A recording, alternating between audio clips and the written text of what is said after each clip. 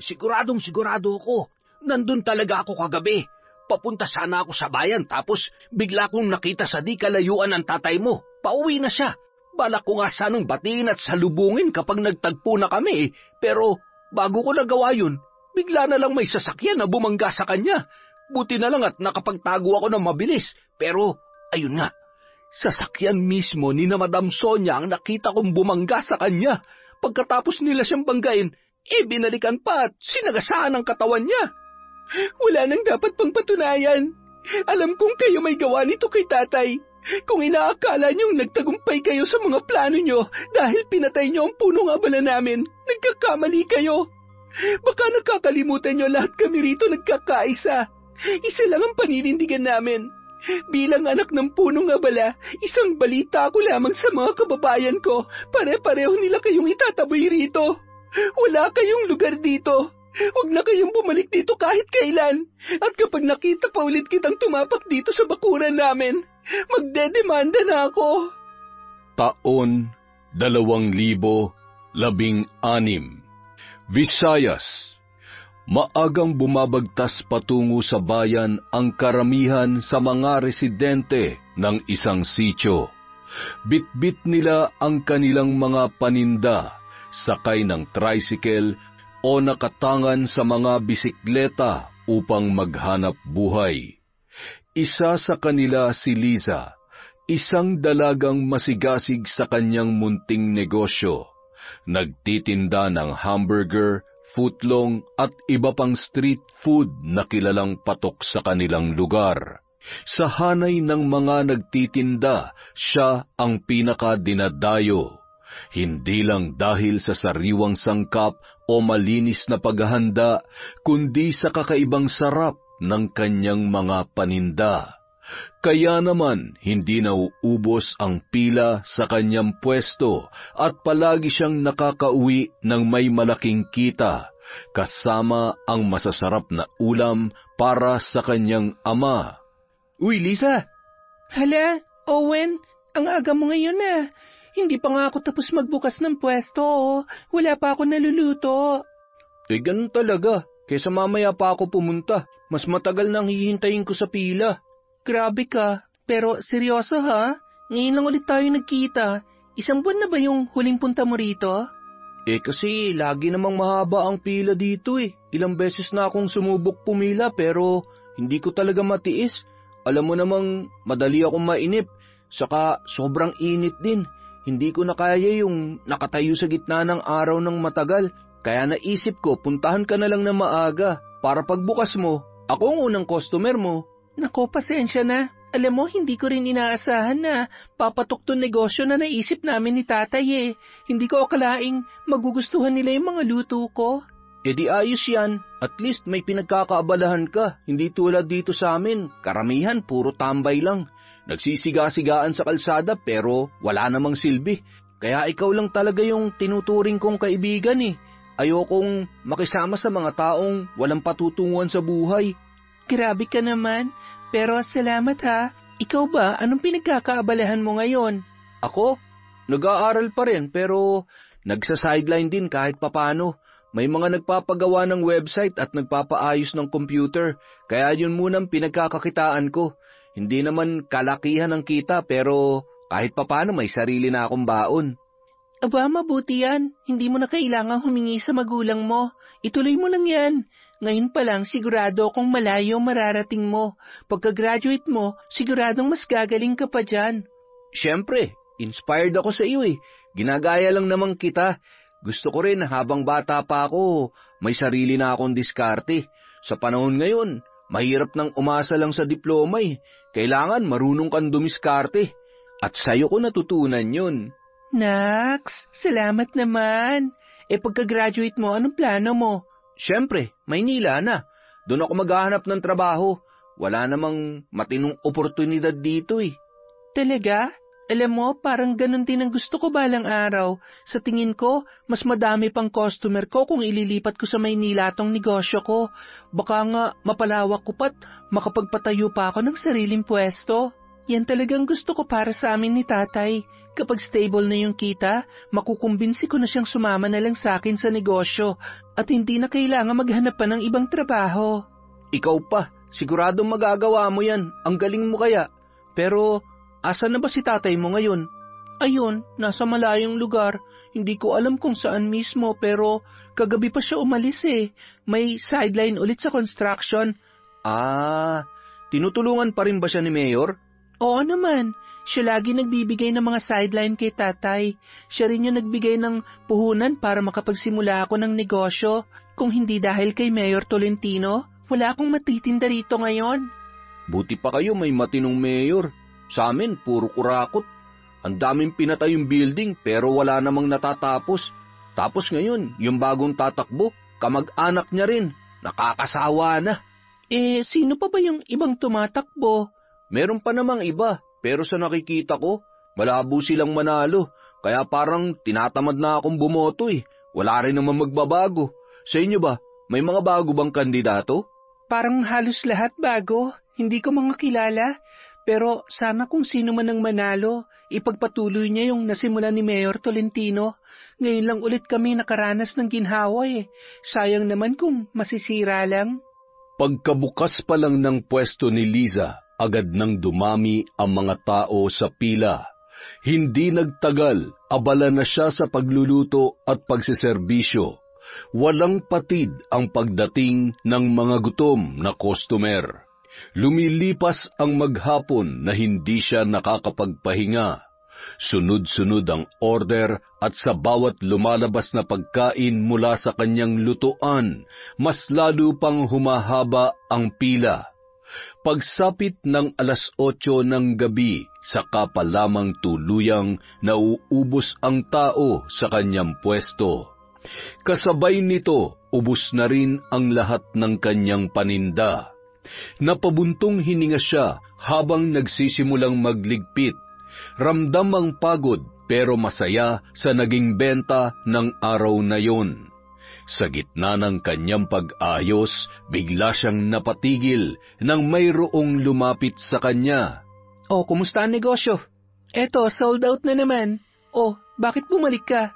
Wala lang. Gusto lang kita makita habang nagliligpit. Naku, ikaw talaga? Ganitong oras ba lagi nauubos ang paninda mo? Dati, mas maaga. Madalas, hapon pa lang ubos na. Kaya maaga rin akong nagsasara. Pero ngayon, umaabot na talaga ako ng gabi eh. Mas marami na kasi akong supply. Balak ko pang dagdagan para makapagbenta pa ako hanggang 10:00. Ayos yun. Dito sa amin, kahit gabi, marami ka pa ring magiging customer. Lalo na yung mga galing sa trabaho. Kapag tinatamad na magluto, dito na lang kumakain sa labas. Malamang, dadami pang customer mo. Yun nga rin ang iniisip ko eh. Ang problema, baka hindi ako payagan ni tatay na magpaabot ng ganun katagal. Sobrang tahimik kasi sa amin. Nakakainip umuwi na mag-isa. At least kung magpapalit ako rito, pag uwi ko, diretso tulog na. Gusto mo, tulungan kita magligpit? Nako, kaya ko na to. Salamat, Owen, ha? O siya, kung uuwi ka na rin, aalis na rin ako. Dadaan pa ako sa shop ng tito ko eh. May pinapagawa lang sa akin. Sige, mag-iingat ka. Pagkatapos magligpit, sinimulan ng paandarin ni Liza ang kanyang tricycle para umuwi sa kanilang baryo. Mahigit 1 oras din ang biyahe bago siya makarating. Tay, mano po? Anak, ginabi ka yata ngayon. Medyo dumami lang po ang customer. Pero sa susunod, huwag ka masyado magpagabi, ha? Tay naman, wala po kayong dapat ipag-alala. Hindi naman delikado sa bayan kahit ganitong oras. Marami pa rin tao doon. Kaya yung masasamang loob, nag-aalangan lumabas. Saka, mabuti nga ito eh. Ibig sabihin, patok pa rin ang paninda natin kahit gabi na. Kung hindi lang ako naubusan ng supply kanina, baka hanggang ngayon may bumibili pa doon. Ganun ba? Ay, dapat nating ipagpasalamat sa Diyos yan.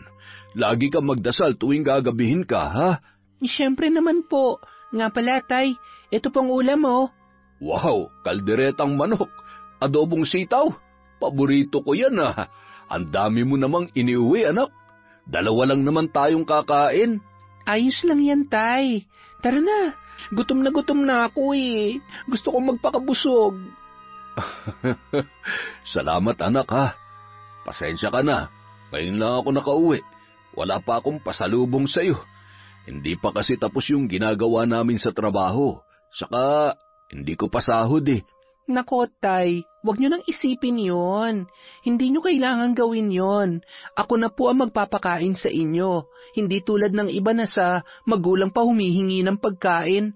Ayokong tumulad sa ganon. Hanggat malakas ang negosyo ko, ako magdadala ng pagkain at pera dito.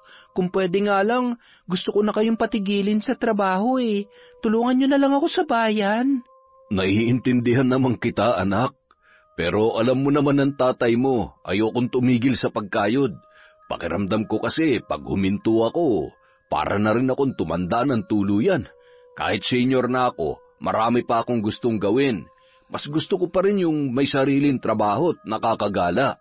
Nalilibang din ako noon. Hayaan nyo, Tay, pag yumaman tayo, ipapasyal ko kayo sa kung saan-saan, kahit sa ibang bansa pa. Talaga? Abay, gusto ko yan. Pero sa ngayon, anak, i-enjoy mo munang pagkabata mo. Minsan, pag wala akong ginagawa, turuan mo ako magluto para ako naman na magtitinda pag wala akong trabaho. Naiintindihan ko na gusto mo makatulong pero bigyan mo rin ng oras ang sarili mo. Makipagkaibigan ka, maglibang ka rin. Hindi masama magtrabaho pero may tamang edad para dyan. Salamat po, Tay. Tatandaan ko po yan. Huwag po kayo mag-alala. Sige anak, halika't kumain na tayo. Mukhang masarap tong luto mo. Kinabukasan, maagang nagising si Liza. At tulad ng nakasanayan, wala na ang kanyang ama. Maaga rin itong pumapasok sa trabaho, kaya sanay na siyang mag-isa kapag sumasapit ang umaga. Tahimik siyang naghanda, nagluto ng almusal, nag-ayos ng paninda at siniguro na wala siyang makakalimutang dalhin sa bayan.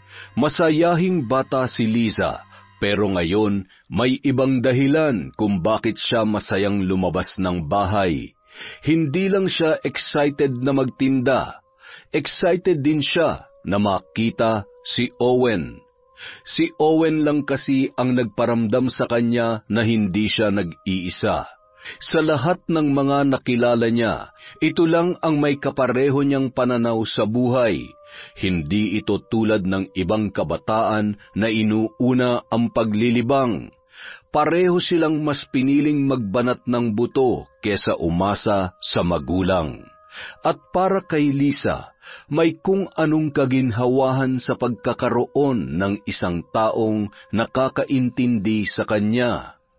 Habang abala sa pag-aayos ng kanyang pwesto, biglang dumating ang binata. Basa pa ang buhok nito, halata na bagong ligo, at nang mapalapit ito kay Liza, naamoy niya ang pabango noon na preskong-presko. Halong amoy ng sabon at banayad na halimuyak ng kahoy, kaya hindi niya napigilan ang bahagyang pagngiti. Magandang umaga, Liza. Uy, ang aga mo na naman ah. Siyempre. Kabisado ko na kung anong oras ka dumarating at umuwi, kaya inaagahan ko talaga. Saka medyo marami rin kasi akong bibilhin mamaya sa'yo. May bisita kasi ako at ipapatikim ko sa kanila yung burger at footlong mo.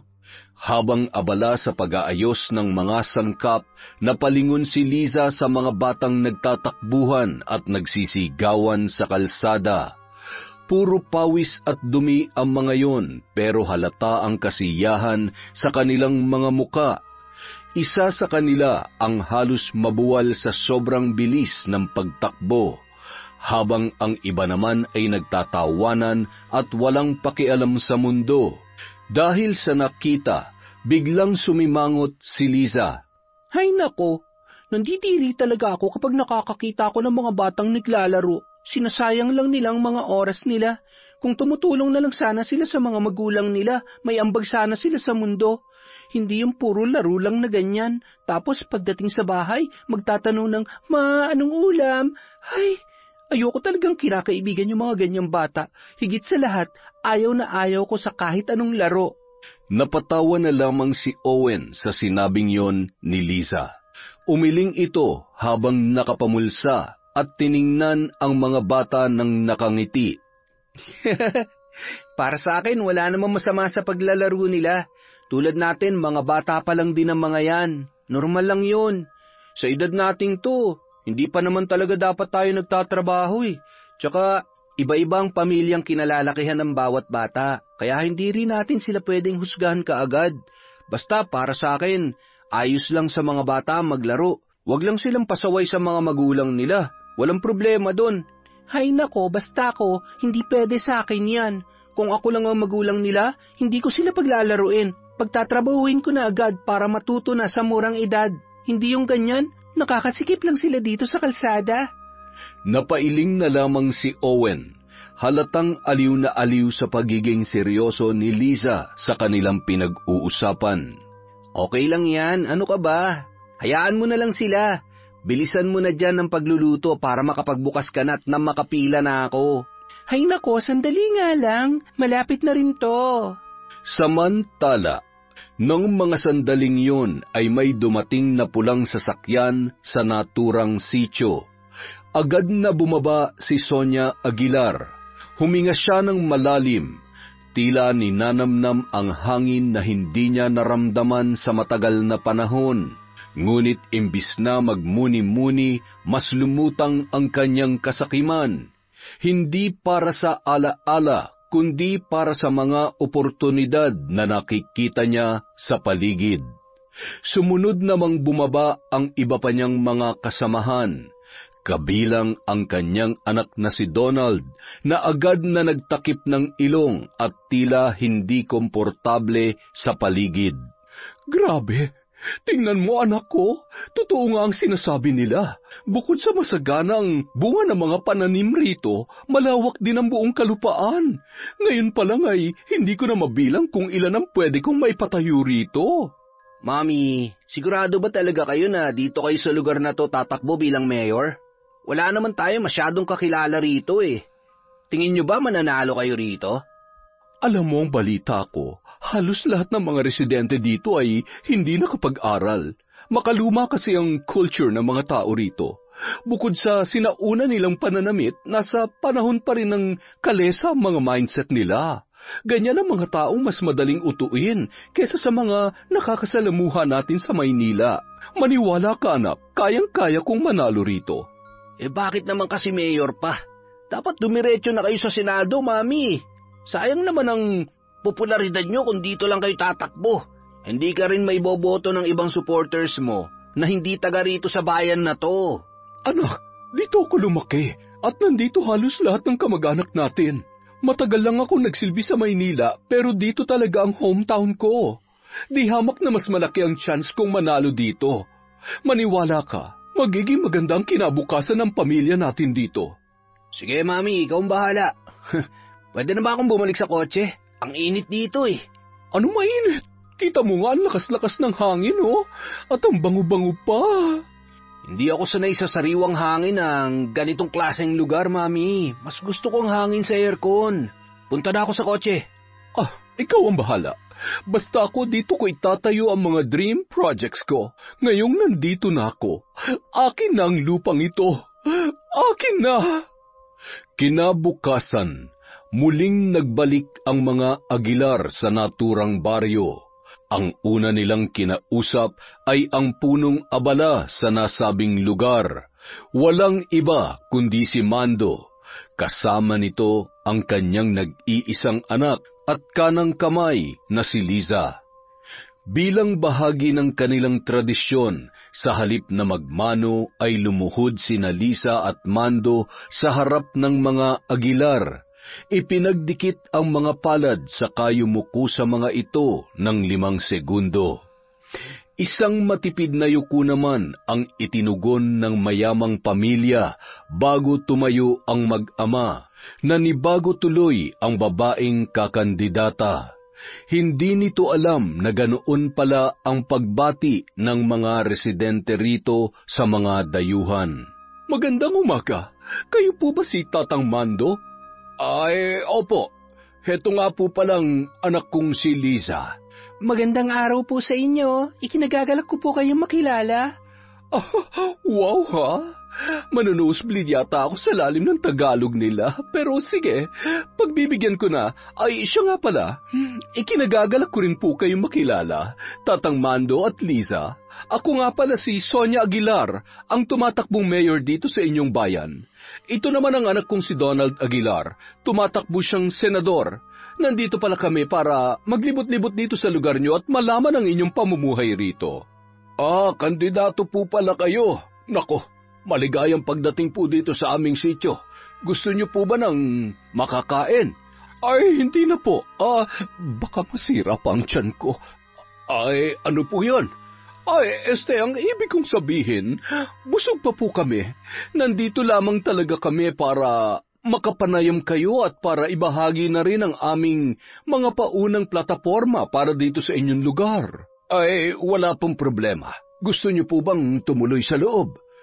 Bahagyang sumilip si Sonia sa bukas na bintana ng bahay. Palihim siyang napailing dahil bukod sa napakaliit ay bulok-bulok na rin ang pinagtagpi-tagping kawayan sa loob. Nandiri ang ginang. Sa tansya niya ay hindi siya tatagal kahit 1 minuto lamang sa loob noon. Dito na lang tayo sa labas. Para makasagap na rin tayo ng sariwang hangin, hindi ba? Abay, wala pong problema. Sige, kukuha lamang po ako ng mauupuan natin. Sige, maraming salamat. Tay, ako na lamang po ang kukuha.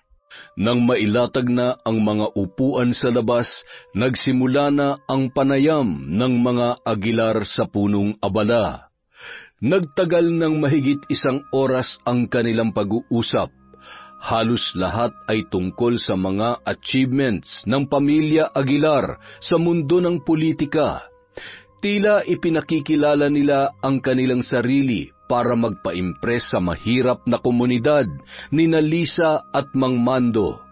At yun na nga po, sana'y marami kayong natutunan sa mga ibinahagi namin at sana nakilala nyo kami ng lubusan. Wala kaming ibang hangad kundi ang makatulong sa mga Pilipino. Kaya naman yun ang dahilan kung bakit buong pamilya namin ay nasa loob ng politika. Hindi lang Luzon ang sakop namin, pati na rin tong Visayas at Mindanao. Halos lahat ng pamilya namin kalat dito sa buong Pilipinas. Ganyan kaming magsilbi sa bansa. Oo nga po. Mahusay. Maganda po yan. Maraming salamat po sa pagbisita ninyo rito sa sityo namin. Sa susunod na mga araw po babalik kami rito at mamamahagi ng kaunting tulong sa mga kababayan ninyo. Isa itong sityo ninyo sa mga prioridad namin na pagandahin at paunlarin. Sana'y suportahan niyo po ako, pati na rin ang anak ko sa Senado. Opo naman. Maraming salamat po sa inyo. Nang makaalis na ang mga panauhin, ipinasok na muli ng mag-ama ang kanilang mga upuan sa loob ng bahay.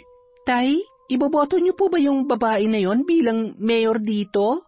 Ay, ewan ko, hindi ko alam anak. Parang hindi ko siya gusto eh.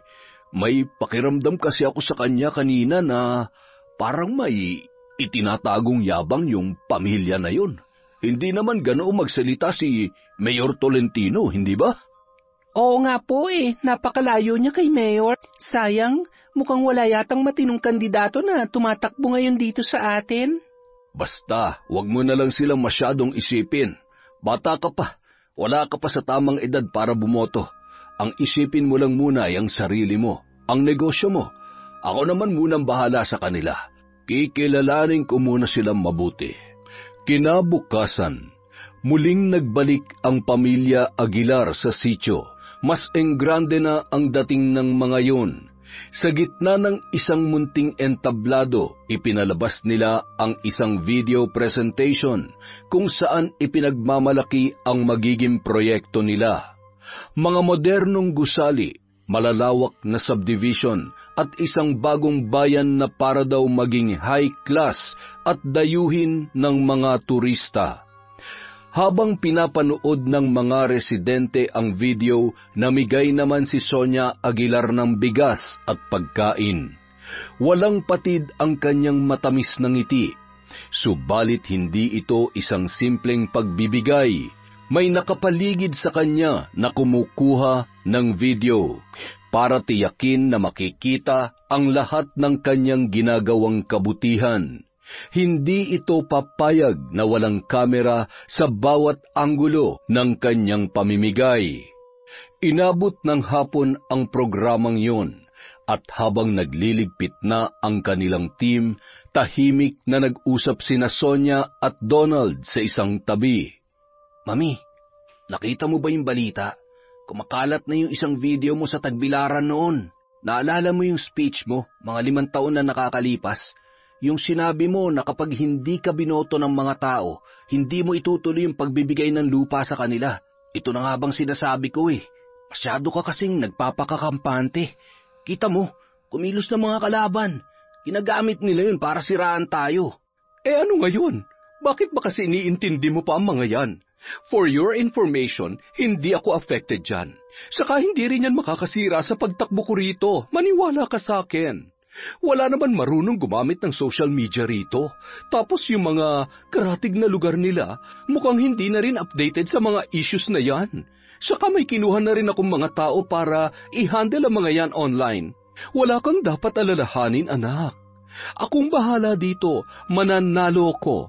Mananalo tayo. Sinabi ko lang naman, Mami, para alam mo rin. Mas mabuti na rin na alam mo. Mahirap na at baka kung ano-ano na naman ang gamitin nila laban sa atin kapag masyado pa tayong nanahimik. Hayaan mo sila. Ako mismo magpapatahimik sa kanila oras na mapaupo ako sa pwesto. Kilala ko na kung sino ang mga naninira sa akin. May kalalagyan ng mga yan.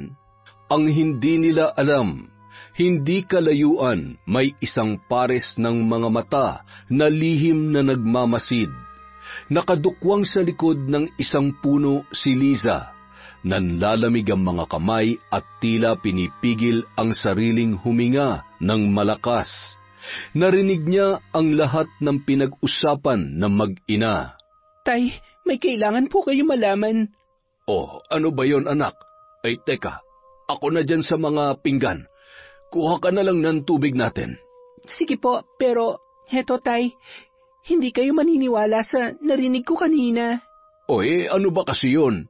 Yung pinag-uusapan ni na Ma'am Sonia at yung anak niyang senador, parang may balak yata silang patahimikin ang mga naninira sa kanya online, oras na makaupo siya.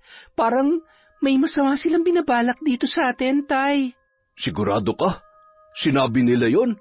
Opo. Pauwi na kasi ako kanina tapos yun nga, nadaanan ko yung sasakyan nila.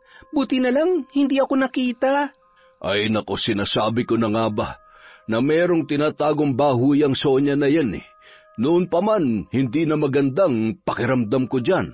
Kahit nung napapanood ko pa lamang siya sa telebisyon, may pagkamayabang talaga ang buong pamilya nila. Sa tingin niyo po ba, kaya niya rin gawin dito yon kapag may kumontra sa kanya dito sa atin? Aba, isubukan lang niya saktan ng kahit na sino sa atin dito. Ako ang makakalaban niya.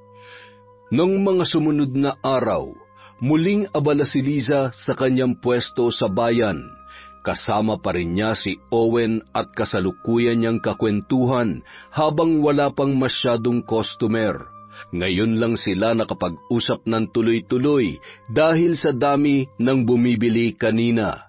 Ngayon lamang naubos ang pila kaya medyo nakapagpahinga siya habang patuloy pa rin sa pagluluto. Uy, nakalimutan ko palang sabihin.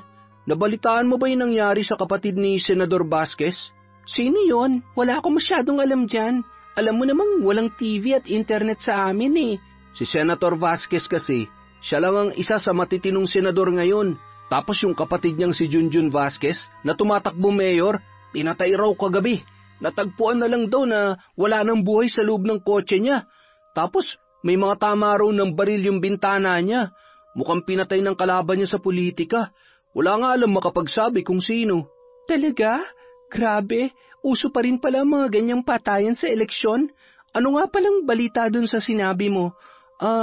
Ano kaya ang dahilan? Bakit siya pinatay? Eto, teorya ko lang to ha. Hindi ako sigurado dito at wala rin akong ebidensya. Pero, kilala mo ba si Sonia Aguilar? Oo, yan yung tumatakbong mayor sa amin ngayon. Bakit? Alam mo kasi, Si Junjun Vasquez yung nag-post ng viral video ni Sonia noon, yung tungkol dun sa hinihingi niyang kondisyon para sa pagbibigay ng lupa. Mula nung i-post yun ni Sir Junjun, marami nang bumabati ko sa kanya mula sa kabilang panig. Pinost niya yun kasi mula nung kumandidato siya, karamihan ng mga nambabas sa kanya galing sa supporters ng mga Aguilar. Aguilar din kasi yung kalaban niya noon eh. Talaga ba? Hala? At biglang may naalala si Liza tungkol sa mga narinig niya noong nakaraang araw sa usapan ng mag-inang Sonia at Donald. Kung hindi siya nagkakamali ng pandinig, sinabi mismo ng babae na may patatahimikin daw ito sa mga naninira sa kanya oras na siya ang manalo. Ngunit kahit hindi pa man siya nakakaupo ay nagawa niya na yon. Kung tama ang kutob ni Liza, maaaring may kinalaman dito ang babae dahil ayon mismo kay Owen, ang mga Vasquez daw ang isa sa mga mortal na kalaban ng mga Aguilar sa politika. Dahil sa kanyang mga natuklasan, lalo tuloy lumalakas ang masamang kutob niya sa pagtakbo ni Sonia Aguilar sa kanilang lugar. Ang bigat-bigat nitong dala ko, pero siguradong matutuwa nito si Liza pag uwi ko. Paborito niya mga ito eh. Ginabi na naman si Mando sa trabaho sa construction nang mag-isa siyang naglalakad pa uwi. Isang sigaw ang pumunit sa katahimikan ng lansangan. Napahinto ang lalaki at kinilabutan. Pamilyar ang boses na yun. Habang dahan-dahan siyang lumalapit, doon niya napagtanto kung kanino ito nagmumula. Agad siyang sumiksik sa likod ng isang malaking basurahan, pinigilan ang sarili sa paghinga. Saktong-sakto huminto sa paglalakad ang babae, kasabay ang pagbulyaw sa kausap nito. Ano ba naman? Bakit mo siya pinatay kaagad? Ang sabi ko, hintayin niyong maupo ako sa pwesto bago niyo siya patatahimikin. Pero ano, pinatay niyo na agad yung Junjun Vasquez na yon? Alam niyo namang kapag may nangyari sa kahit isa sa kanila, ako ang unang pagbibintangan. Hindi ba kayo nag-iisip, mga inutil? Pasensya na, madam. Mukhang mali lang po ang pagkakaintindi namin. Akala kasi namin sa lalong madaling panahon eh. Ang sabi ko, kapag ako na ang mayor, saka niyo siya itutumba sa lalong madaling panahon. Hindi ko sinabi ngayon. Mga walang kwenta. Pangatlong beses niyo na to. Buti na lang malinis ang pagkakagawa niyo at walang iniwang bakas. Dahil kung sumabit kayo rito, kayo mismo ang ipaliligpit ko. Sorry po, madam. Hindi na po mauulit. Buisit, magsiuwi na nga lang kayo. Lalo lang umiinit ang ulo ko dahil sa inyo. Oh, mami, bakit kanina ka pa sigaw ng sigaw dyan? Halika nga rito, pumasok ka na. Paano ba naman kasi? Hindi nag-iisip ang mga tauhang kinuha mo. Saan mo ba pinulot yung mga yan? Walang common sense. Huwag nyo na lang silang intindihin. Pasalamat ka nga. Nagawan na ng paraan ng team namin. Hindi na ikaw ang primary suspect. Malabo rin matawag ka pa sa police station kasi wala silang kahit anong ebidensyang maglilink sa'yo. Pasalamat ka na lang. Kaya halika na. Umuwi na tayo. Buwisit talagang araw na to. Parang gusto ko tuloy maglibing ng tao sa lupa. Napatakip na lamang ng bibig si Mando. Nanginginig sa takot dahil sa kanyang narinig. Ngunit sa sobrang gulat, nabitawan niya ang dala niyang plastik. Tumama yun sa gilid ng basurahan. Lumikha ng tunog na pumunit sa katahimikan. Samantala, pasakay na si Sonia nang marinig yon. Biglang nagsalubong ang kanyang mga kilay. Inilinga ang kanyang paningin sa buong paligid. Mabilis na dinampot ni Mando ang mga nahulog tsaka nagmamadaling tumakbo papalayo. Nanginginig ang kanyang mga paa pero pilit niyang pinipigilan ang sarili na gumawa ng ingay. Sino yon? Mukhang may tao rito. Hanapin niyo! Mabilis na kumalat ang kanyang mga tauhan, sinundan ng tunog. Sinilip ang likod ng basurahan pero wala na silang nakita. Hindi naman nawala ang matalim na titig ni Sonia kahit pa sumakay na siya ng sasakyan. Buisit talaga. Sino yon? May nagmamasid sa atin kanina. Mahuli ko lang kung sino siya. Ako mismong huhukay ng libingan niya. Wow, Mami, pinahanga mo ako ah. Ilang araw ka palang rito, nahahawa ka na sa lalim ng Tagalog nila. Kinabukasan, maaga muling nagising si Mando para sa pagpasok sa kanyang trabaho. Naabutan niyang mahimbing pa ang tulog ng kanyang anak, kaya bahagya niya itong kinumutan saka lumabas na lamang ng silid. Habang kumakain ng almusal, bigla siyang nilapitan ng kapitbahay na si Eddie, na isa rin sa mga matalik niyang kaibigan sa kanilang sitio. Dumungaw pa ito sa bintana na bahagya niyang ikinagulat. Ay, ano ka ba naman? Dahan-dahan naman sa pagsilip. Lagi mo na lang akong ginugulat eh. Oy, pare, nabalitaan mo ba? Patay na raw yung Junjun Vasquez, yung kapatid nung mabait na politiko na kumakalaban sa mga Aguilar. Eh, kahapon ko pa nalaman yan. Ano ba masasabi mo ron? Sa tingin mo ba may kinalaman ng mga Aguilar doon? Silang dalawa lang naman ang mortal na magkaaway, hindi ba? Hindi lang may kinalaman. Si Sonia mismo nag-utos ng pagpatay. Alam ko ang totoo. Ah, talaga ba? Napilitan pang pumasok ang lalaki sa loob ng bahay. Pagkatapos ay umupo ito sa harap ng lamesa niya na katabi lamang ng bintana. Sigurado ka ba, pare? Paano mo naman nasabi yun? Kasi kagabi, nakita ko si Sonia na kasama ang mga tauhan niya. Narinig ko mismo sa kanya na pinapagalitan ng mga tauhan niya dahil napaaga raw masyadong pagpatay sa taong yun. Muntik na nga ako mahuli. Buti na lang at nakatakas ako kaagad. Grabe, kung ganun totoo palang mamamatay tao ang pamilyang yun. Korap na nga kriminal pa. Kaya walang makukuhang boto sa akin ang mga yan. Sabihan mo rin ang mga kakilala mo na huwag silang iboboto. Nako, wala sa pamilya ko may balak na iboto sila. Kahit ano pang pagbibidang gawin nila rito. Akala siguro nila mauuto nila tayo dahil lang sa tayo ang pinakamahirap sa komunidad na ito. Nagkamali sila ng lugar na pinuntahan. Kahit na hindi akong pinakamataas sa buong bayan, malaki pa rin ang galang at respeto sa akin ng mga tao rito. Tiyak akong salita ko pa rin ang pakikinggan nila kesa sa mga Aguilar na yan. Dapat lamang. Basta kung kailangan mo ng tulong, tawagin mo lamang ako, pare, ha? Hindi rin ako papayag na maupo rito yung Sonia Aguilar na yan. Wala naman nagawa yan sa dati niyang posisyon. Puro pagpapayaman lang ang alam ng mga yan. Habang naglalakad si Mando patungo sa kabilang bayan, naabutan naman niya ang sasakyan ng mga Aguilar sa isang ugali. Wala sana siyang balak tapunan ng pansin ang mga ito, pero bigla naman niyang narinig ang boses ni Sonia na bumati sa kanya. Iritang-irita ang matanda sa tuwing maririnig ang boses na yon. Oh, Tatang Mando, nandito pala kayo. Magandang umaga po. Bakit ang aga niyo naman masyado? Magandang umaga rin po, Madam Sonia. Papunta po ako ngayon sa trabaho Naku, tamang-tama. Balak din sana kitang puntahan sa inyo mamaya. Buti na lamang at nagkita na tayo rito. May nais sana akong sabihin sa inyo, Tatang Mando. Ano po ba yon? May mga papeles po akong dala rito. Mga dokumento para sa mga proyektong plano ko sa lugar ninyo. Kailangan ko lang po ng pirma ninyo bilang katibayan na nakapagpaalam ako sa inyo at may permiso ko para sa projects na yon. Kinuha ni Mando ang mga papeles. Hindi lang niya pinahalata, pero lihim niya yung binasa.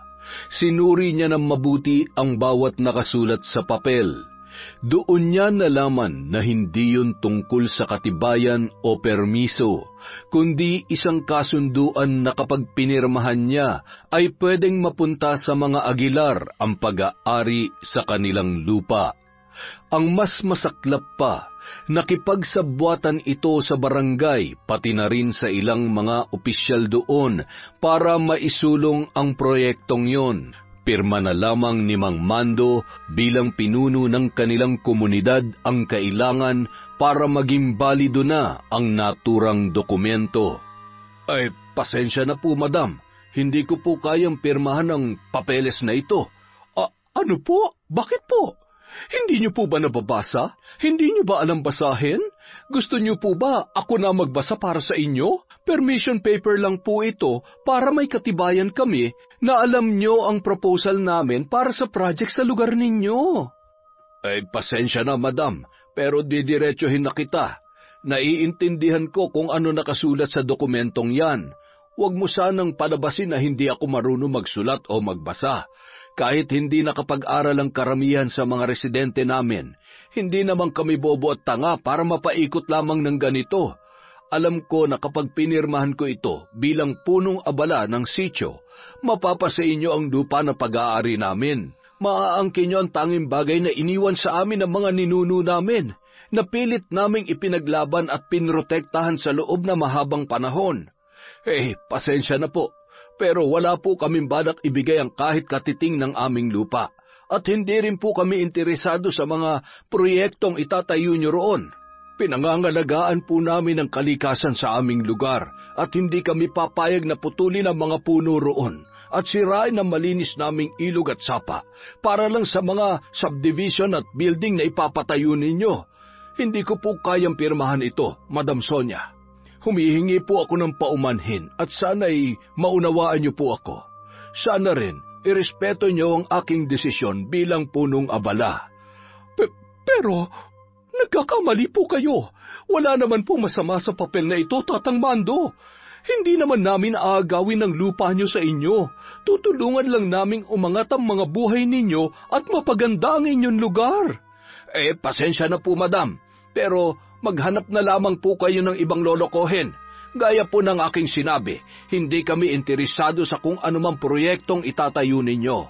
Kontento na po kami sa kung anong meron kami ngayon.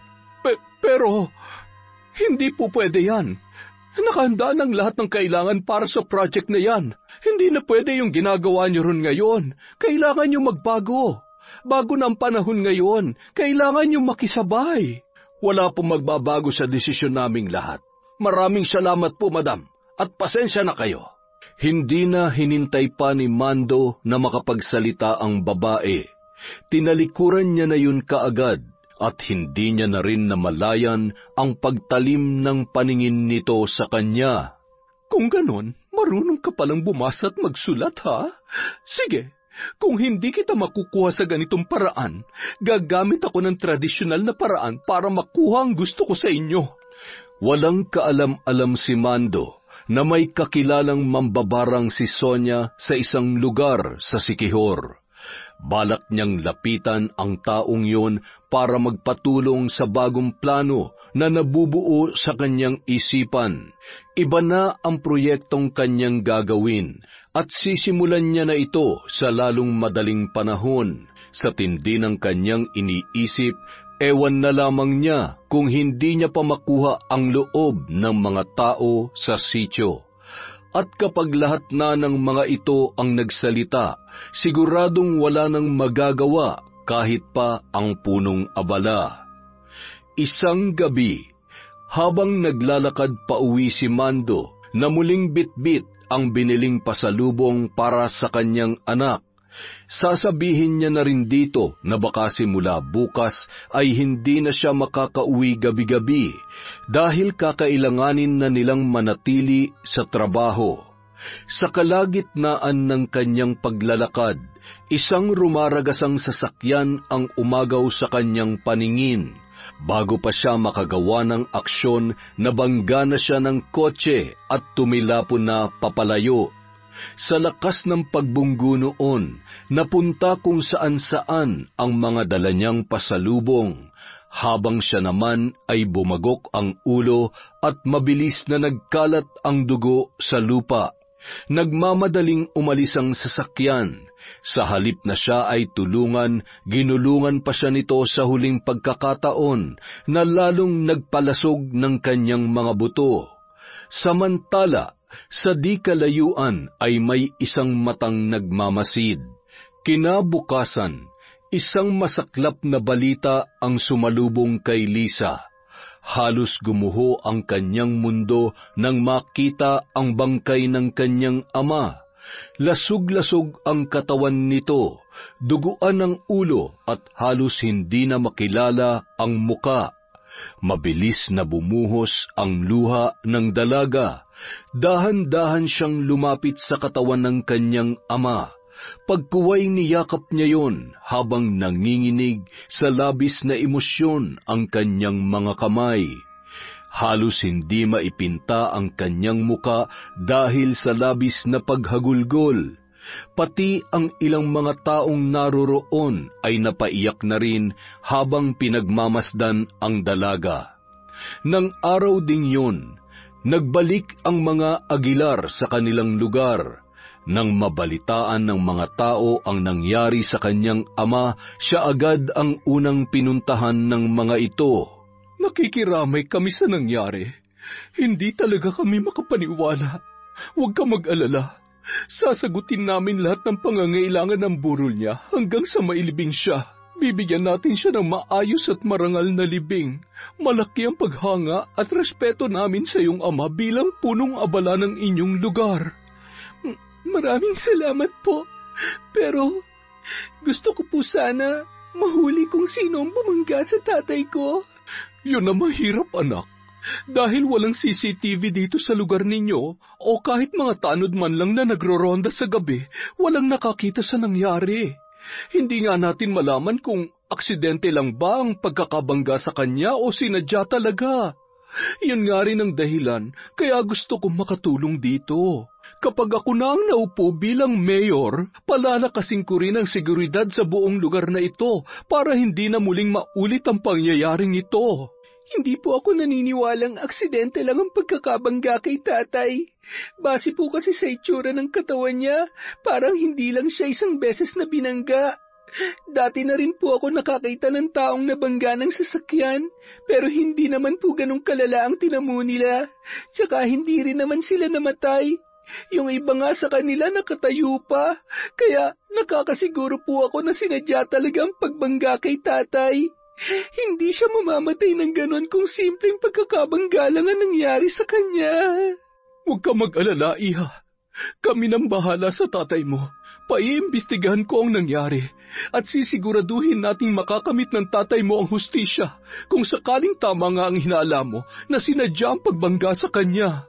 Pagkatapos siyang kausapin ng babae, nagtungo naman ito sa iba pang lugar sa kanilang sityo para kumustahin ang kalagayan ng ibang tao. Nung mga oras na yun, labis pa rin ang pagtulo ng kanyang mga luha habang hinihintay na ilabas sa punerarya ang katawan ng kanyang ama na kasalukuyan ng iniimbalsamo. Maya-maya pa, nagulat siya sa biglang pagdating ni Eddie. Lisa, mabuti at nandito ka pa. Mang Eddie, buti po nakarating kayo dito. Kasalukuyan na pong inaayusan si tatay sa loob. Naghihintay na lamang po ako rito sa labas. Lisa, Iha, makinig ka. Alam ko nangyari sa tatay mo. Ano po? Nakita ko kagabi habang pauwi ako. May sasakyan na bumangga sa kanya at yung sasakyan na yun ay sasakyan mismo ni na Madam Sonia, yung lagi nilang ginagamit sa pagpunta rito. Ano po? Sigurado po kayo? Sigurado ako. Nandun talaga ako kagabi. Papunta sana ako sa bayan tapos bigla kong nakita sa di kalayuan ang tatay mo. Pauwi na siya. Balak ko nga sanang batiin at salubungin kapag nagtagpo na kami, pero bago ko nagawa yun, bigla na lang may sasakyan na bumangga sa kanya. Buti na lang at nakapagtago ako ng mabilis. Pero, ayun nga, sasakyan mismo ni na Madam Sonia ang nakita kong bumangga sa kanya. Pagkatapos nila siyang banggain, binalikan pa at sinagasaan ang katawan niya. Sinasabi ko na nga ba, hindi aksidente ang pagkamatay ng tatay ko. May pumatay sa kanya. Pero, hindi ako makapaniwalang sina Madam Sonia yon. Hindi ko akalain magagawa nila yon. Kahit ako nga rin hindi ko akalain na aabot sila sa ganun. Pero, bakit naman nila pinatay ang tatay mo? Ano bang kasalanan ni Paring Mando sa kanila? Di ba nung mga nakaraan nga kausap pa nila kayo habang nangangampanya sila rito? Noon pa man po, may mga napapansin na kaming kakaiba sa pamilyang yon. Matagal na namin silang naaamoy ni tatay na meron silang hindi magandang gagawin dito sa atin.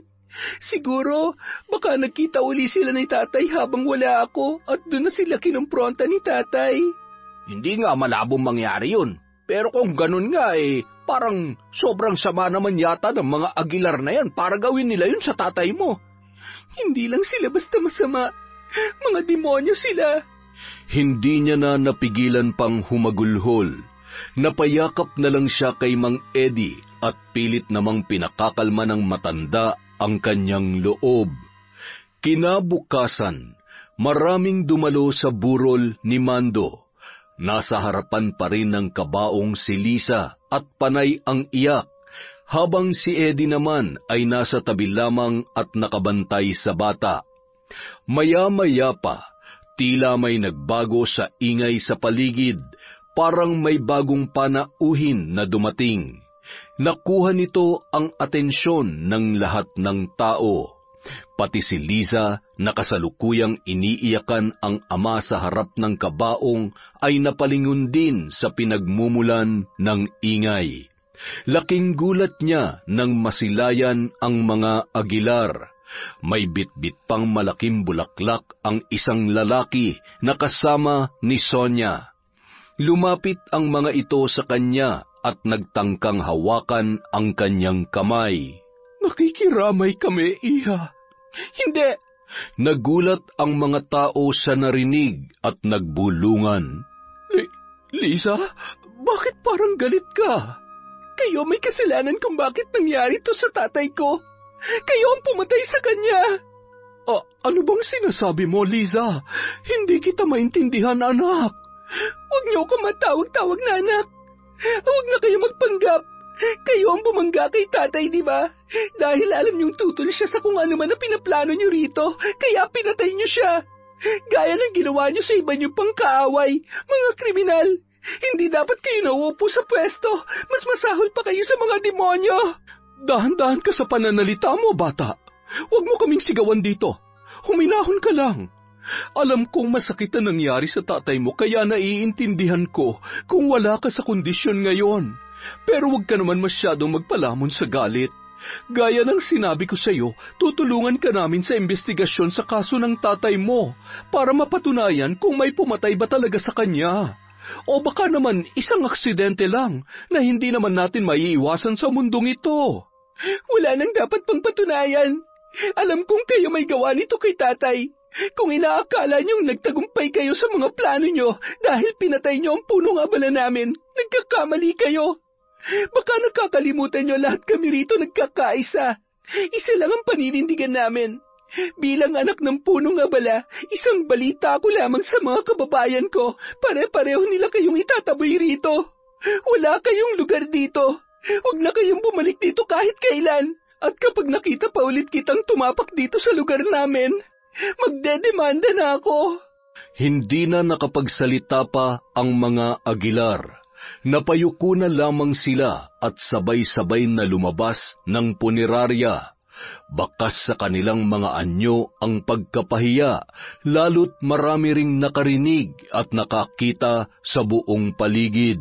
Pagkarating sa loob ng sasakyan, halos umusok ang ilong ni Sonia sa galit. Binalibag pa nito ang shoulder bag na agad ding pinulot ng isa sa kanyang mga tauhan. Buisit na batang yan! Paano ba siya nagka-idea na ako nga nagpasagasa kay Mando? Hindi na bale, itutuloy ko na talaga ang plan B ko. Humanda kayong lahat. Walang araw na hindi umiiyak si Liza habang nakabantay sa burol ng kanyang ama. Hanggang sa mailibing ito, halos walang pahinga ang kanyang mga mata sa pag-iyak at pagtangis. Kulang na lamang ay maubusan na siya ng luha dahil sa lungkot na kanyang nararamdaman.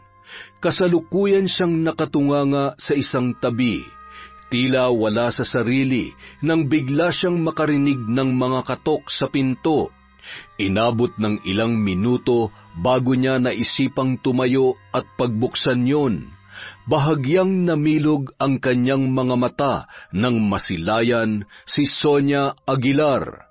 Mag-isa lang ito at tila hindi yata nakabuntot ang kanyang mga tauhan. Magandang araw, Iha. Pasensya ka na. Hindi na ako nakadalaw sa libing ng tatay mo kahapon. Alam kong masama pa rin ang loob mo. Mayroon sana akong nais sabihin sa'yo. Wala na po tayong dapat pag-usapan. Sinira niyo ng buhay ko. Pero ito'ng tatandaan niyo. Hinding-hindi niyo masisira ang aming lugar at ang lupaing ito. Huwag na kayong umasa na meron pang susuporta rito sa inyo. Wala na kayong makukuhang boto sa kahit isa sa amin dito. Higit sa lahat, itutuloy ko rin po ang demanda sa inyo. Kahit wala pa akong ebidensya, may witness ako sa nangyari nung gabing yon. Hindi niyo pwedeng itanggi na hindi kayo may gawa. Sa katunayan, nandito nga ako para humingi ng tawad sa iyo. Kahit wala naman kaming kasalanan sa nangyari, ako nang nagpapakumbaba. May dala nga pala ako rito. Isang bagto, Iha. Mga $250,000 ang laman nito. Tanggapin mo sana bilang tulong para makapagsimula ka ulit sa iyong buhay. Huwag mo sanang masamain ito, ha? Hindi ko po kailangan ng pera niyo.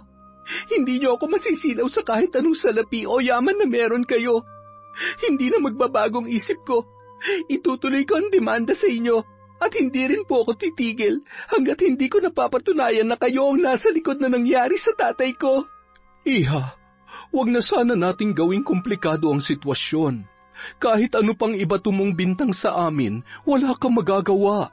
Wala kaming kasalanan. Nandito ako para magbigay ng tulong sa iyo. Isang tulong para makapagpabago ng buhay mo, kahit na mag-isa ka na lamang. Sa ayaw at sa gusto mo, kakailanganin mo ito para mabuhay mo ang sarili mo. May sarili po akong negosyo. Wala kayong mapapala sa panunuhol na ginagawa nyo. Umalis na kayo rito. Kung ayaw nyo makalimutan ko na mas matanda kayo sa akin. Maya-maya lang din lalabas na ako at pupunta sa mga bahay-bahay para isa-isang sabihan ng mga kabaryo ko na huwag kayong iboto. Kaya kung ako sa inyo, umatras na kayo ngayon pa lang. Dahil kung hindi, sama-sama kaming gagawa ng ingay para dungisan ang pangalan nyo. Malapit ng eleksyon, kapag nagkaroon pa kayo ng isang issue, siguradong malaki ang epekto nito sa reputasyon ninyo. Kung ganon, sige. Wala na ako magagawa. Siguro, ibibigay ko na lamang ito sa judge na hahawak sa kaso ng tatay mo para kahit magdemanda ka, hindi ka na rin papanigan ng korte. Sayang, binigyan na kita ng pagkakataon para maayos ang buhay mo, pero ikaw na mismo ang sumira nito. Tinalikuran na siya ng babae, dala ang bag na puno ng pera. Nais pa sana niya itong sagutin pero hindi na siya nakakilos dahil sa labis na galit. Halo-halong emosyon ang sumasabog sa kanyang utak.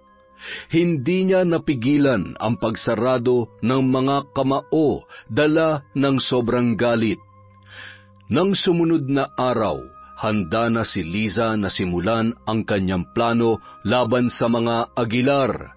Sa tulong ni Mang Eddie ay iimbestigahan nila ang nangyari sa kanyang ama.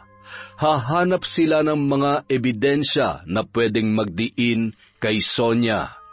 Ngunit bago pa niya yun magawa, isang masamang balita ang nakarating kay Liza. Ang kapitbahay nilang si Melo, dinapuan daw ng malubhang sakit.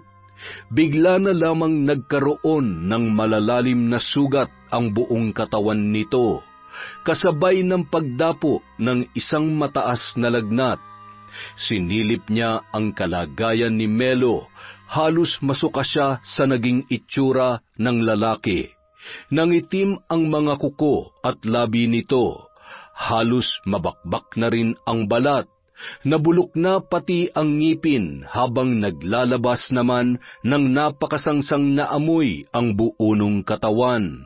Hindi na niya makilala ang itsura ng lalaki at dahil bahagi pa rin ng kanilang kultura ang makalumang paniniwala, hindi nila ito dinala sa ospital kahit mayroon naman sa karatig na bayan.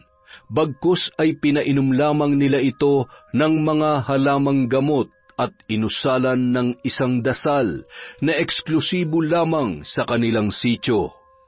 Akala ni Liza yun lang ang magiging problema nila. Ngunit sa paglipas ng ilan pang mga araw, sunod-sunod ang biglang dinapuan ng malubhang karamdaman sa kanilang lugar. Gaya ni Melo, tinubuan din ng malalalim at malalaking sugat ang mga ito. Nagbabakbak din ang kanilang mga balat. Nabubulok ang ngipin at nangingitim ang mga labi at kuko. Nagsasabog ng masangsang na amoy ang katawan. Walang ibang ginawa ang mga residente kundi ang mangolekta ng mga dahon at mag-alay ng taimtim na panalangin sa bawat dinadapuan ng sakit. Ngunit sa kabila ng kanilang pananalig at pagtutulungan sa pagdarasal, tila walang nangyayaring pagbabago sa kalagayan ng mga pasyente. Lalo pa yung lumalala, hanggang sa labasan na rin ng mga insekto ang kanilang mga sugat. Sa loob lang ng isang linggo, halos kalahati na sa populasyon ng kanilang sityo ang dinapuan ng kakaibang sakit. Nagmistula yung epidemya sa kanilang lugar, kaya wala nang pinapapasok at pinapalabas sa kanilang baryo. Bukod sa lalong lumalala ang kalagayan ng mga biktima, mas bumibilis din ang hawahan dahil sa mga insektong lumalabas sa kanilang mga balat. Oras na makakagat ito ng tao, nagkakaroon din yon ng sakit na gaya noon. Kaya naman, bilang anak ng dating punong abala, nagpatupad ng utos si Liza sa buong sityo na magsuot ng maskara ang mga hindi pa nahahawahan ng sakit, sa loob man o sa labas ng bahay. At tuwing may lalabas na insekto, agad itong dapat patayin at durugin bago pa makadapo at makakagat ng iba. Sa ganoong paraan lamang nilalabanan ng buong sityo ang pagkalat ng epidemya. At dahil wala na ang punong abala, halos hindi na nila alam ang kanilang gagawin. Ang pinaka-epektibo rito ay si Liza. Dahil siya ang anak ni Mando, siya ngayon ang sumasalo sa mga hinaing ng kanyang mga kababaryo. Ngunit dahil nasa murang edad pa lamang siya, wala rin siyang magawa para sa mga ito. Wala siyang maisip na solusyon. Hindi niya alam kung paano tutulungan ang mga taong dinapuan ng sakit, dahil kahit anong panggagamot ang gawin nila, tila walang tumatalab sa mga yun. Hanggang isang araw, bigla na lamang nagbalik ang mga Aguilar sa kanilang sityo. Nagulat ang lahat, lalong-lalo na si Liza. Hindi niya naiwasan ang pag-init ng ulo nang marinig kay Mang Eddie ang balita. Bakit pa po sila nagbalik dito? Ano na naman ang kailangan nila? Yun nga rin ang hindi ko alam eh. Kaya lalabas muna ako para magmasid at makibalita. Pero baka po mapahamak kayo. Ako nang bahala. Kaya ko ang sarili ko. Ngayon lang ulit ako makakabawi sa'yo. Ilang araw din ako nawala rito dahil inalayo kong pamilya ko mula nung pumutok yung kakaibang sakit. Kaya hindi na kita nabantayan. Ayos lang naman po ako rito. Sa awa ng Diyos, hindi pa ako nahahawa hanggang ngayon. Pero sa totoo lang, parang ang hirap pala maging punong abala. Sa loob ng linggong nagdaan, wala naman ako nagawa para sa mga kababaryo natin. Huwag mong isipin yun. Ano ka ba? Bata ka pa, Liza.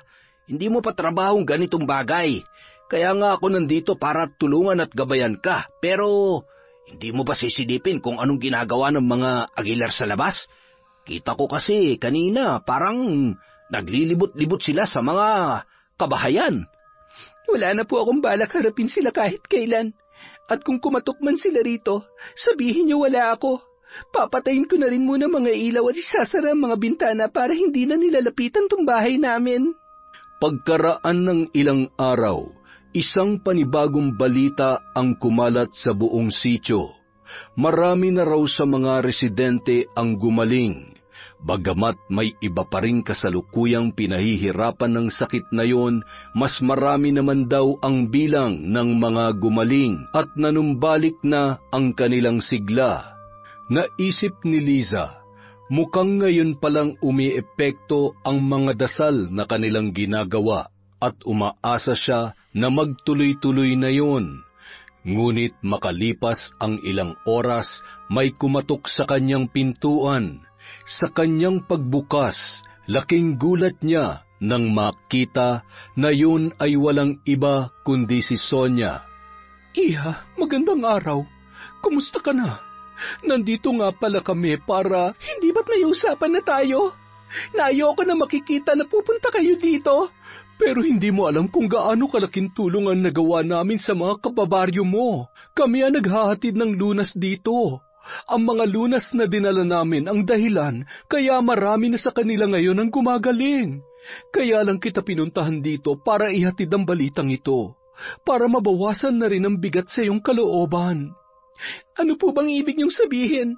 Paano kayo nakatagpo ng lunas sa isang sakit na hindi pa naman nadidiskubre? Paano ko ipapaliwanag sa iyong lahat kung alam kong hindi mo rin naman ako paniniwalaan? Kaya nga gusto ko sana magkaayos na tayo. Dahil mas marami tayo matutulungan kapag magkasama tayo at tanggap niyo kami rito. Hindi ko po kayo matatanggap dito. At lalong hindi kayo matatanggap ng mga kababaryo ko. Wala sa amin ang boboto at susuporta sa inyo. Kaya kahit ano pang tulong ang gawin nyo, wala kayong mapapala sa amin. Tingnan lamang natin, bata. Gayunpaman, pasensya ka na ulit sa abala. Gaya ng dati, muli siyang tinalikuran ni Sonia na parang gustong mang-asar. Talagang inuubos na ng babaeng yon ang kanyang pasensya. Kaunti na lamang at makakalimutan na niya na bata pa lamang siya at baka kung ano na ang magawa niya rito. Nang sumunod na mga linggo, nagkaroon ng motorcade ang ilan sa mga tumatakbong mayor sa kanilang lugar. Tahimik lang na nanonood si Liza sa bintana ng isang eksena ang umagaw sa kanyang pansin. Nagulat na lamang siya nang biglang lumakas ang mga sigawan ng sina Sonia Aguilar na ang dumating. Kumakaway pa ito sa mga tao habang nakasakay sa likod ng isang magarang truck. Hindi siya makapaniwala sa kanyang nakikita. Bakit ganon? Bakit pumapalakpak ang mga tao sa kanya? Ano nangyayari dito? Napilitan na lamang siyang lumabas ng bahay at nakiusyoso sa mga tambay sa gilid. Bakit po parang sinusuportahan pa nila si Madam Sonia? Ay, ano ka ba naman, Liza? Hanggang ngayon ba, galit ka pa rin sa kanya? Ha? Bakit po hindi? Kami kasi, nagbago ng tingin namin sa kanya. Napatunayan niya na kaya niya tayong tulungan sa kahit na anong sakuna o kalamidad. Kita mo naman na nangyari. Sa lahat ng mga tumatakbo rito na nagbigay ng mga tulong at dasal ay sina Sonia lang ang nakapagpagaling at nakapagpahinto sa sakit bago pa ito kumalat sa buong lugar. Kung hindi dahil sa kanya, baka ngayon ay laman na tayo ng balita dahil sa lumalalang sakit. Salamat sa Diyos, dumating ang isang katulad niya rito. Kaya wala na kaming dahilan ngayon para hindi siya suportahan. Pero, siya po ang pumatay sa tatay ko. Kahit si Mang Eddie nakita niya ang nangyari nung gabi. Sila po ang sumagasa kay tatay. Hindi po natin dapat sinusuportahan ng mga taong ganyan. Sakim sila sa kapangyarihan. Gagawin nilang lahat, makuha lang ang gusto nila at mapanatili lang ang kanilang pangalan sa itaas. Liza, wala nang naniniwala sa ganoon. Napatunayan na ni Madam Sonia na mabuti ang kanyang intensyon. Sa tingin mo ba, magpapadala siya ng mabisang lunas dito sa sitio kung hindi niya tayo mahal? Wala na akong iba nakikitang kandidato na mas hihigit pa sa kanya. Sigurado nga ako, mahihigitan din niya ang mga nagawa rito ni Mayor Tolentino. Hindi! Hindi pwede to! Hindi totoo yan! Nang matapos ang motorcade, magkasama muli ang mag-inang Aguilar sa loob ng sasakyan. Walang humpay sa pagtawa ang babae habang iritang-irita naman ang kanyang anak. Mami, ano bang ginagawa mo? Kanina pa ako nababanas dyan sa tawa mo. Pwede ba tumigil ka? Bakit ako titigil? Ito ang tamang panahon para mag-celebrate, anak. Kita mo ang reaksyon ng mga tao sa atin kanina? Tayo ang pinakasinigawan at pinalakpakan ng malakas. Tagumpay lahat ng plano ko. Nakuha na natin ang tiwala ng mga tao. Ano ba kasing ginawa mo? Nagpatulong na naman kayo sa mambabarang? Si Arma Lucia ang tumulong sa akin. Siya ang mambabarang nakakilala ng tita Banet mo sa Siquijor. Sa kanya ako nagpatulong para gumawa ng isang sakit na ipinakalat ko rito sa sitio. Dahil siyang gumawa ng sakit, siya rin ang nakakaalam ng lunas noon. At yung gamot na yon ang ginamit ko para pagalingin ang mga tao rito. Kita mo? Paniwalang paniwala sila sa ginawa ko. Kaya, sikat na sikat tayo rito. Talaga? Si Arma Lucia? Pero mayaman siya, hindi ba? Paano siya naging mambabarang? At saka, nasa Maynila siya ngayon, hindi ba? Bakit? Kailangan ba lahat ng mambabarang ay mahirap at mukhang dukha? Alam mo, ang mga mangkukulam at mambabarang sa panahon ngayon, kaya na rin makipagsabayan sa modernong pamumuhay ng mga tao. Kaya nila makisalamuha kahit kanino sa liwanag. Hindi sila mga isolated lang na tao na nakakulong lang sa probinsya at walang ibang ginagawa kundi magkalat ng sumpa. Itigil mo na yung mindset na ganyan, ha? Dahil sa barang, sigurado ng panalo natin sa eleksyon. Wala nang makakapigil sa pagsikat ng pangalan natin dito at dapat magpasalamat ka. Di wow. So ano nang balak nyo sa susunod? Ipapabarang nyo na lang lahat ng mga nakakalaban nyo sa politika? Good idea! Bakit ba ngayon mo lang naisip yan? Sana pala, hindi ko na lang pinapatay si Junjun Vasquez, pati si Tatang Mando. Kung pwede ko naman pala silang ipabarang na lang, para malabo na talagang pagsuspechahan ako ng mga tao. Ay, bakit kasi ngayon ko lang naisip ito? Hay nako, Mami. Hindi mo naman maiisip yun kung hindi ko sinabi. Kaya dapat sa akin ka magpasalamat. Ay, oo nga pala anak. Siyempre, maraming salamat sa suggestion mo. Ngayon, alam ko na kung anong gagawin sa mga magbabalak na bumangga sa atin. Ano ng plano nyo ngayon? Wala na tayong ibang dapat gawin ngayon kundi mag-relax. Sigurado na ang panalo natin sa eleksyon. Kapag naupo ako, babaguhin ko ang buong sitio. Ililipat ko sa ibang lugar ang mga dukhang tao ron. Saka ko lilinisin ang lugar nila at gagawing commercial place. Yun lang ang tanging paraan para mapakinabangan yon. Sayang naman kasi, nakagitna sila sa mga maunlad at maiingay na bayan tapos sila tong pinakatahimik at napag-iiwanan? Gagawin kong paraisong kanilang sitio. Samantala, labis naman ang pag-iyak ni Liza habang nakaluhod sa harap ng altar. Hindi siya makapaniwala na babaliktad sa kanya ang kanyang mga kababaryo. Dahil wala na ang kanyang ama, wala na ring tumatayong punong abala sa kanilang sitio. Kaya naman ang mga kababaryo nila ay unti-unti nang nawawalan ng landas at natutukso na ng mga sakim at trapong politiko. Diyos ko, bakit po ganon? Bakit parang nakalimutan na yata ng mga kababayan ko ang aming ipinaglalaban? Bakit ang dali na nilang nasilaw sa pagbabalat kayo ng mga nakatataas na tao? Sa inyo na po ako humihingi ng tawad sa kung ano man ang gagawin ko ngayon. Ito na lamang po ang naiisip kong paraan para pigilan ang mga sakim sa kung ano man ang binabalak nila sa aming lugar. Hinalungkat ni Liza ang mga lumang kagamitan ng kanyang ina. At natagpuan niya sa lumang aparador nito ang mga sinaunang kagamitan na ginagamit noon sa pambabarang.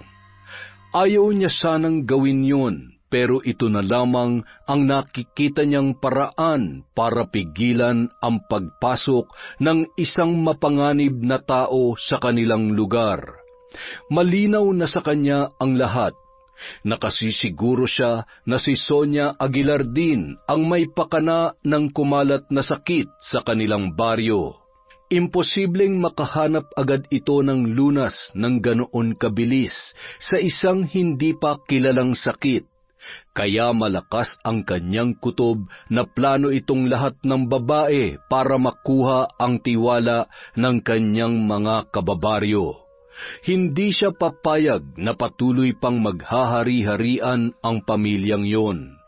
Marami na silang kaso na natakasan at pinagtakpan, at ito na lang ang nakikita niyang paraan. May lahing mambabarang ang kanyang ina. Katunayan din, bago ito pumanaw noon ay naituro at naipasa niya kay Liza ang kanyang karunungan, subalit sa kanyang paglaki, pinili niyang wag itong gamitin dahil ayaw niyang makapanakit ng iba at nais niyang mamuhay bilang isang normal na tao. Pero sa pagkakataong ito na ang tamang panahon para maggamit niya ang karunungan na pilit niyang ibinaon sa limot. Kaya naman ng gabing yun, inilatag niya sa lamesa ang mga kagamitan ng kanyang ina, mga lumang garapon, langis, palayok, pinatuyong dahon at mga kandila. May itim na pulbura siyang inilagay sa palayok, sa kanya yon hinaluan ng tuyong mga dahon at kaunting patak ng kanyang dugo. Dinikdik niya yon hanggang sa maghalo ang mga sangkap, sa kanya pansamantalang itinabi sa gilid. Mahigit kalahating oras siyang lumuhod sa harapan noon at umusal ng dasal na tanging siya lamang ang nakakaunawa. Saka siya kumuha ng isang kandila at marahan niyong hinipan. Pagkatapos ay dahan-dahan niyang sininghot ang usok na nagmumula roon. Kinuha niyang isang garapon at marahang binuksan yon. Saka niya dinukot sa bulsa ang nakuhang litrato ni Sonia Aguilar. Isinulat niya ang buong pangalan ng babae sa likod, kasama ang isang mensahe gamit ang kakaibang wika. Sa kanya ito itinupi at taimtim na binulungan. Isinilid niya yon sa loob ng garapon sa kapinatakan ng kaunting kandila. Pagkatapos ay muli niyang kinuha ang palayok at ibinuhos ang laman noon sa loob ng garapon. Naglagay rin siya ng isang piraso ng insekto, sa kanya muling binulungan ang bote bago isinara. Ganoon din ang ginawa niya sa mga litrato ng iba pang miyembro ng pamilya ni Sonia. Isinama niya rin doon pati ang litrato ng anak niyang si Donald. Makalipas ang ilang araw, hindi nagagawang mangampanya ni Sonia. Bigla na lang kasi siyang dinapuan ng malubhang sakit. Bukod sa mataas na lagnat, bahagyaring nangitim ang kanyang balat at panay ang kanyang pagsuka. Tuwing magsusuka naman siya ay palaging may sumasabay na maliliit na insekto. Kinabahan ang babae, iba ang kanyang pakiramdam. Pero sa kabila ng lahat, naisip niyang magpadala pa rin sa ospital. Ngunit sa loob ng ilang linggong nagdaan, ilang doktor na ang sumuri sa kanya, pero wala sa mga ito ang makatukoy ng kanyang sakit, at wala ring nakapagpapagaling. Dahil doon, naisip ng babae na baka hindi doktor ang kanyang kailangan. Ipinatawag niya mismo ang kakilalang mambabarang para siya ay gamutin. Ngunit ayon dito, hindi raw siya basta-basta magagamot. Kailangan daw muna nilang talunin ang mambabarang na gumawa nito sa kanya. Ngunit pagkaraan ng 3 araw, nagulat na lamang siya nang ibalita ng kanyang tauhan na patay na raw si Arma Lucia. Natagpuan daw itong naaagnas sa sarili niyang silid habang may mga gumagapang na insekto at lumalabas sa kanyang bibig. Grabe ang kilabot na naramdaman ni Sonia. Alam kasi niya na bago makontra ng isang mambabarang ang sakit, kailangan muna nitong kalabanin ang mambabarang na gumawa nito. Ngunit kapag ito ay natalo, hindi rin nito mapapagaling ang kanyang karamdaman. Dahil dito, unti-unti na siyang nawalan ng pag-asa. Si Arma Lucia lang ang makapangyarihang mambabarang na kanyang kakilala. Hindi niya na alam kung saan pa siya magpapahanap ng mas magaling pa doon. At higit sa lahat, wala rin silang ideya kung sino ang pwedeng gumawa nito sa kanya. Kaya naman sa loob ng mga buwan na nagdaan, patuloy na nakaratay si Sonia sa ospital, tila pinarurusahan ng sinumang gumagawa nito sa kanya. Hindi alam ng mga doktor kung ano ang gagawin, kaya binibigyan na lamang siya ng mga gamot na makapagpapabagal sa kanyang paglala. Pero wala na ring maibigay na permanenteng lunas ang mga yun. Samantala, hindi lamang si Sonia ang nagkasakit. Dahil sa loob din ng mga buwang lumipas, 15 sa miyembro ng kanilang pamilya ang dinapuan ng ganoong karamdaman, kabilang na ang kanyang anak na si Donald. Dahil dito, hindi na sila nakapangampanya pa at sa kauna-unahang pagkakataon ay napilitan silang umatras sa eleksyon. Hindi yon matanggap ng babae. Walang araw na hindi siya umiiyak dahil doon. Bukod sa kanyang sakit, palagi rin siyang dinadalaw ng masamang panaginip kung saan pinaparusahan daw sila ng taong bayan dahil sa mga korupsyon na kanilang ginagawa. At tuwing siya ay magigising, ramdam niya ang pananakit na ginawa ng mga tao sa kanyang panaginip. Napaiyak na lamang si Sonia. Hanggang kailan pa kaya siya magtitiis sa ganitong kalagayan? Isang araw, nagulat siya nang biglang bumukas ang pinto ng kanyang silid. Nakita niya ang kanyang panauhin. Walang iba kundi si Liza. Liza, ikaw ba yan? Anong ginagawa mo rito? Gusto ko lang kumustahin kung buhay ka pa. Tama nga ang hinala ko. Ang masamang damo, matagal mamatay. Ha? Anong ibig mong sabihin? Kaharap mo ngayon ang taong nagbigay ng parusa sa'yo. Anong ibig mong sabihin? Ikaw ang may pakana nito? Ikaw ang nagbigay ng sakit sa akin? Akala mo siguro hindi ko malalaman na ikaw ang nagpakalat ng sakit sa sityo. Tapos ikaw rin ang nagpamudmod ng mga lunas para mapaikot mo mga kababaryo ko at makuha ang loob nila. Tama ako, di ba? Bakit ka nagsasalita ng ganyan? Wala kang kasing sakim, Sonia. Kayo ng buo mong pamilya. Lahat gagawin nyo, wag lang kayo maagawan ng posisyon. Abot hanggang langit ang kasakiman nyo sa pera at kapangyarihan. Liza, ikaw ba talaga yan? Bakit ganyan ka magsalita? Si Liza ka ba talaga? Kumusta ka na, Madam Sonia? Ang laki na pala ng pinagbago mo. Hindi ako sanay na makita kang nakaratay dyan. At lalong hindi ako sanay na marinig ang boses mo na nanghihina. Hayop ka! Ikaw ang gumawa nito. Ibalik mo ko sa dati kong kalusugan. Ibalik mo ang lakas ko. Napakasama mo. May taning na nga ang buhay mo. Ang lakas pa rin ng loob mo magpanggap na malakas. Sa tingin mo ba may magagawa ka kahit lantang gulay ka na lang dyan? Kahit gamitin mo pa lahat ng pera mo, hinding-hindi ka nagagaling.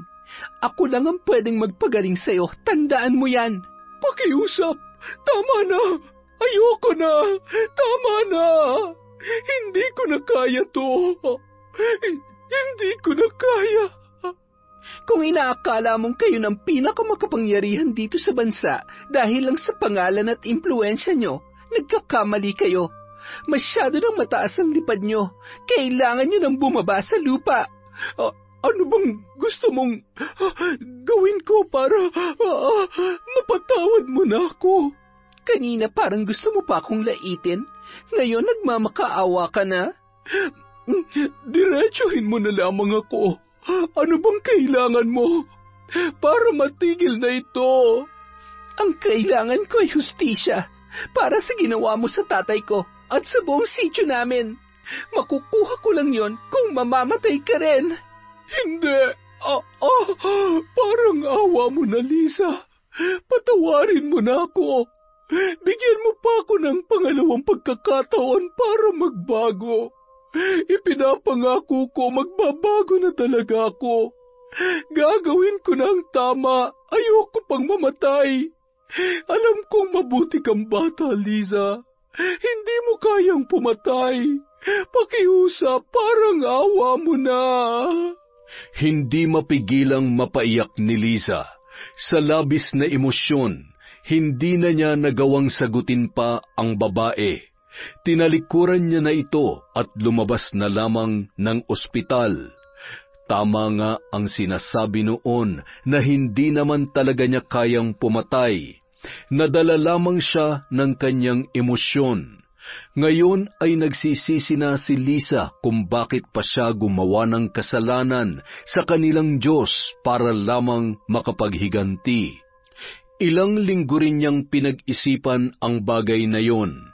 Sa huli, nangibabaw sa kanya ang pagsisisi. Napagtanto niya na hindi niya dapat ilagay sa sarili niyang mga kamay ang batas. Ang dakilang Diyos na lamang ang bahalang magparusa sa mga taong katulad ni Sonia. Kaya naman, ng araw ding yon, binawi niya na ang sumpa na ipinataw niya sa pamilyang yon. Hindi niya kayang makita ang sarili na lamunin ng kadiliman dahil lamang sa karunungang yon. Nais niya na itong kalimutang muli at ibaon sa limot. Nang mga sumunod na buwan, nagulat si Liza sa balita. Kusa na raw sumuko sa otoridad sina Sonia at Donald. Harap-harapang inamin ng mga ito sa harap ng kamera ang kanilang mga kasalanan. Pagkatapos ay nanghingi rin ito ng tawad sa isang tao na bagamat walang binanggit na pangalan ay batid niyang siya ang tinutukoy noon. Hindi niya akalaing tototohanin ng babae ang sinabi nito na magbabago na oras na bawiin niya ang sumpa. Ngayong magaling na si Sonia, ito na mismo ang sumuko sa mga otoridad para pagbayaran ang kanyang mga kasalanan. Maraming salamat po, Diyos ko, dahil nilinis niyo ang puso ng pamilya na aking pinarusahan. Sana po patuloy niyo silang gabayan sa tamang landas at sana'y magtuloy-tuloy na ang kanilang pagsisisi. Naway gawin na nilang tama para sa taong bayan. Sana rin po, linisin niyo na rin ang puso ng iba pang trapo sa politika. Ayoko nang gamitin pang muli ang karunungang yon para lang turuan sila ng leksyon. Kayo na po ang bahala sa kanila. Amen. Kinabukasan, nagbalik na sa bayan si Liza para itayong muli ang kanyang negosyo. Ilang buwan din siyang nahinto dahil sa mga nangyari. Ngayon ay handa na siyang magsimula para sa kanyang sarili. Uy, Lisa, ikaw ba yan? Hanep, ba't ang tagal mong nawala? Sobrang namiss kita, ah. Namiss din naman kita, Owen. Pasensya na, ha. Marami lang kasing nangyari. Ngayon lang ako nagkaroon ng oras ulit para maghanap buhay. Naiintindihan ko naman. Nabalitaan nga rin namin na nangyari nung nakaraang buwan eh. May kumalat daw na sakit sa inyo. Akala ko nga kung napano ka na eh. Buti na lang okay ka na ngayon. Alam mo, ang dami kong gustong ikwento sa'yo. Kaso, lagi kasi akong abala rito eh. Kung may oras ka, sana makapunta ka rin sa amin para doon tayo makapag-usap ng mabuti. Sige ba? Siguro sa isang linggo kapag wala akong pasok, papasyal ako sa inyo. Ang dami ko rin gustong sabihin sa'yo eh. Pero alam kong busy ka dyan kaya ayoko namang abalahin ka ng sobra. Salamat talaga ah. Kahit matagal akong nawala, nandito ka pa rin. Kahit mag-isa na lamang si Liza sa buhay, patuloy siyang nagsumikap para itaguyod ang kanyang negosyo. Sa paglipas ng panahon, natupad din niya ang pangarap na makapunta sa Maynila at doon na rin siya nakapagtayo ng sariling pwesto. Kasama niya sa Maynila ang kaibigan niyang si Owen na sa mga panahong yon ay isa ng manager sa isang malaking IT company.